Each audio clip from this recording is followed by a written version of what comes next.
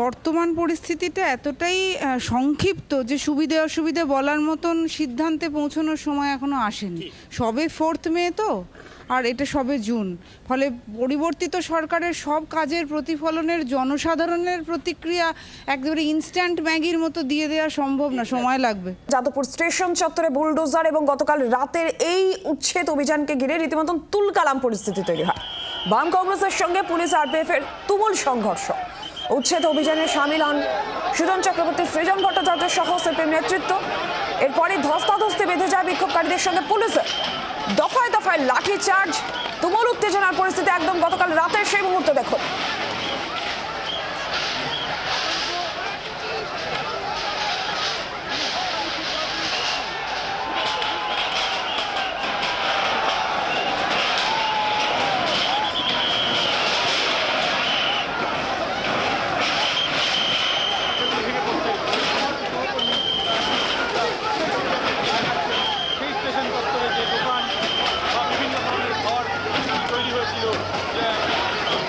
সুজন চক্রবর্তী, সৃজন ভট্টাচার্য,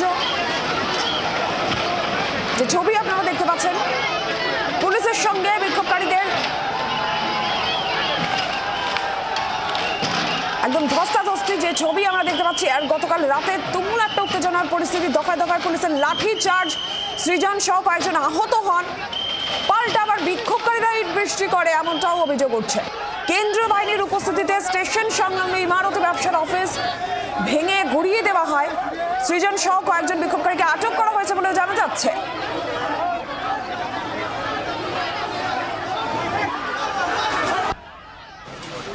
আমাকে দুটো সিগারেট দাও না। জল খাও, জল খাও, রিল্যাক্স করো, জল খাও।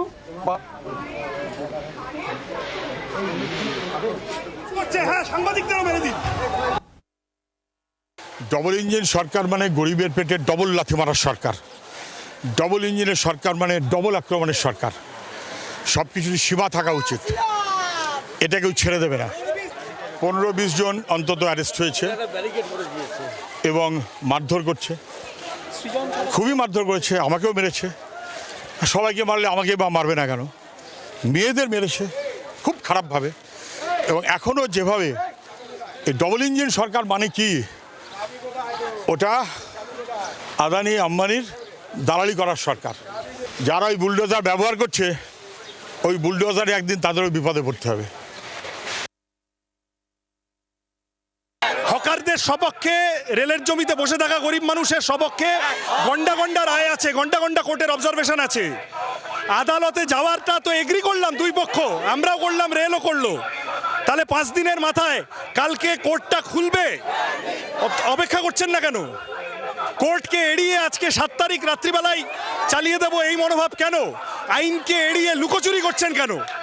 বিশ্বাসঘাতকতা করছে রেল। আগের দিন এই অঞ্চলের মানুষকে যা বলে এসেছিল তার সাথে। আমরা এই জন্য শান্তিপূর্ণভাবে গণতন্ত্রের মত মেনে নিরস্ত্র নিরপরাধ সব মানুষ আমরা দাঁড়িয়ে থাকবো। রুজি রুটির হক রক্ষা করার জন্য এই মানুষ দাঁড়াবেন।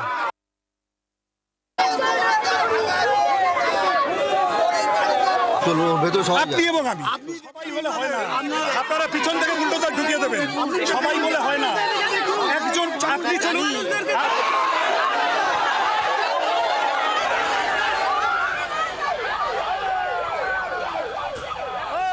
এই মুহূর্তে সরাসরি অয়ন ঘোষাল রয়েছেন প্রতিনিধি আমাদের সঙ্গে। অয়ন, গতকাল রাত্রে যে তুমুল উত্তেজনার পরিস্থিতি আমরা সেই মুহূর্ত তুলে ধরছি। আজকে দাঁড়িয়ে কি ছবি, এখন সকালে দাঁড়িয়ে কি ছবি দেখছো?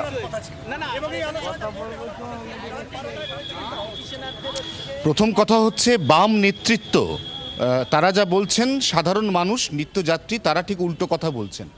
একটু জায়গাটা দেখলেই বোঝা যাবে এখানে যে বালি, স্টোন চিপ, সিমেন্ট বস্তা বস্তা ডাঁই করে করে রাখা রয়েছে, এই জমিটাতে যারা ইট বালি সিমেন্ট বা নির্মাণ সামগ্রীর সিন্ডিকেট খুলে বসেছিলেন তারা রেলের কেউ নন। তারা রেলকে কোনোদিনই ভাড়া দেননি। রেলের জমিও ব্যবহার করা যায়, কমার্শিয়ালি ব্যবহার করা যায়, তার নির্দিষ্ট একটা পদ্ধতি আছে। রেলের কাছে চিঠি দিতে হয় এবং এই যে এখানে দখল নেওয়া জায়গা, এর বিনিময়ে মাসে মাসে রেলকে নির্দিষ্ট অঙ্কের একটা টাকা দিতে হয়।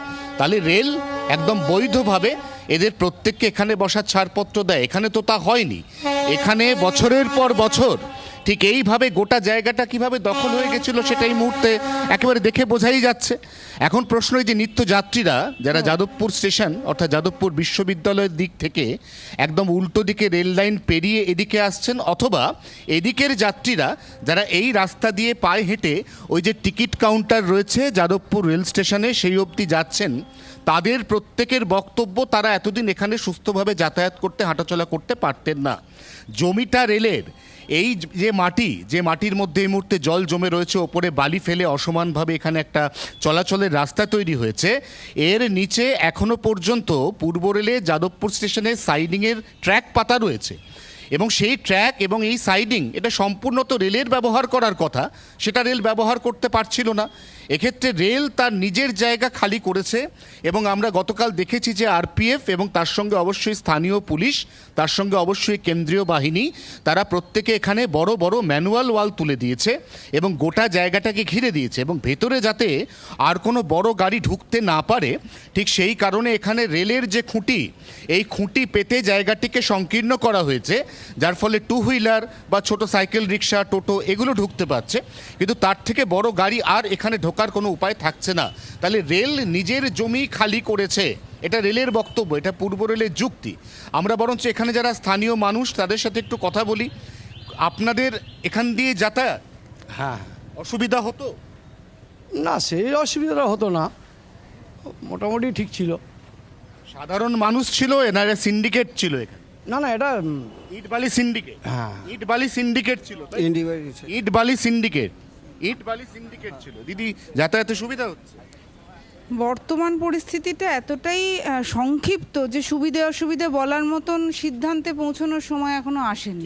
সবে 4 মে তো, আর এটা সবে জুন, ফলে পরিবর্তিত সরকারের সব কাজের প্রতিফলনের জনসাধারণের প্রতিক্রিয়া একেবারে ইনস্ট্যান্ট ম্যাগির মতো দিয়ে দেওয়া সম্ভব না, সময় লাগবে। তার মানে উনি আরেকটু দেখে নিয়ে প্রতিক্রিয়া দিতে চান, কিন্তু বাকি 3 জন বলছেন যেখানে সিন্ডিকেট, এই গোটাটা ছিল ইট বালি অর্থাৎ ইমারতি যে সমস্ত সামগ্রী তার সিন্ডিকেট। এখানে সিন্ডিকেট গোটা জায়গা দখল করেছে, এরকমও বাইট জি 24 ঘন্টা পেয়েছে সকালে, যেখানে একজন স্থানীয় মানুষ বলছেন যে সন্ধ্যে 7:30-8টার পর থেকে এইখানে যে ইট বালি সিমেন্টের সিন্ডিকেট, তার জেরে এই যে ব্রিজটা উঠে গেছে, এই ব্রিজটা সোজা উঠে একদিকে কেপিসি হাসপাতাল এবং একদিকে সন্তোষপুরের দিকে যাচ্ছে, অজয়নগরের দিকে। এখানে কোনো সাধারণ গাড়ি যাতায়াতের উপায় থাকতো না। এই গোটা জায়গাটার কার্যত দখল নিয়ে নিত অজস্র ট্রাক, অজস্র লরি, অজস্র ম্যাটাডোর, অর্থাৎ সাধারণ মানুষ তাদের যাতায়াত এখানে কার্যত দুর্বিষহ হয়ে উঠেছিল। সেই কারণে জনস্বার্থে রেল দীর্ঘদিন ধরেই পরিকল্পনা করছিল জায়গাটি খালি করবে। এতদিন পর্যন্ত রেলের এই যে সিদ্ধান্ত, রেলের এই যে উচ্ছেদ করার সিদ্ধান্ত, এটার পাশে তারা স্থানীয় প্রশাসনকে পায়নি, অতএব তারা করতে পারেনি। এখন তারা স্থানীয় প্রশাসনকে পাশে পেয়েছে এবং ঠিক সেই কারণেই তারা গতকাল রাতে এই জায়গাটা, যেটা রেলের নিজস্ব জায়গা, সেটা খালি করেছে বলেই পূর্ব রেল সূত্র থেকে দাবি করা হচ্ছে। অয়ন, ধন্যবাদ। বাংলার আওয়াজ, বাঙালির আবেগ, জি 24 ঘন্টা।